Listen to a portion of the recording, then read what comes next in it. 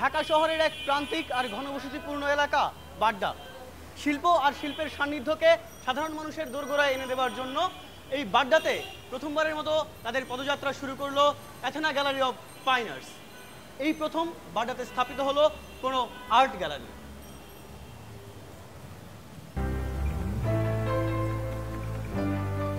এই এলাকাতে এখন পর্যন্ত সেভাবে কোনো গ্যালারি আসেনি, ভবিষ্যতে হয়তো আসবে।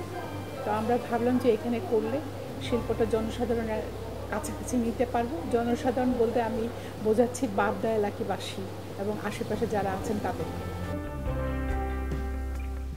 যারা প্রতিষ্ঠিত আছেন তারা যেরকম আমাদের শ্রদ্ধেয়, তাদের কাজ তো সবাই আমরা জানি। ওনারা অবশ্যই আমরা চাইবো ওনাদের প্রদর্শনী করতে। কিন্তু আরেকটা উদ্দেশ্য হলো যারা অপরিচিত এখনো তাদেরকে পরিচিত করা মানুষের। খুবই ভালো লাগছে। আমার মনে হয় যত বেশি গ্যালারি হবে তত শিল্পীদের জন্য অনেক ভালো, কারণ তাদের জন্য একটা জায়গা তৈরি হয় তাদের ক্রিয়েশনগুলো দেখানোর জন্য।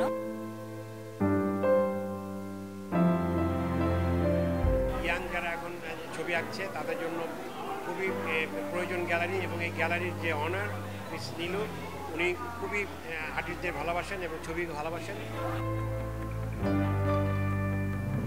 এতগুলো ছবি একটা ওয়েট করছে, ছবি এত বোঝা যায় না, এবং ওনার কালেকশন বললো খুবই রিচ কালেকশন। তো গ্যালারি যত আনাচে কানাচে ছড়িয়ে যাবে, আর্টটা সার্বজনীন হবে, সবাই আর্ট থেকে রসটা নিতে পারবে। তো সেই ক্ষেত্রে এরকম একটি জায়গায়, বাড্ডা মেন রোডের উপরে ব্যস্ততম জায়গায়, এই বাণিজ্যিকের মধ্যে যে একটি শিল্পের জায়গা করে নিল এই অ্যাথেনা গ্যালারি, আমি মনে করি এটাকে আমি সাধুবাদ জানাই। আমি নীলু আপুকে অবশ্যই ধন্যবাদ জানাচ্ছি এরকম একটা বিশাল একটা আয়োজন করার জন্য। আজকে যেটা হয়েছে একক এক্সিবিশন না, এটা এক ধরনের one kind of gallery open বলা যায়। এখানে অনেক শিল্পীদের ছবি আছে।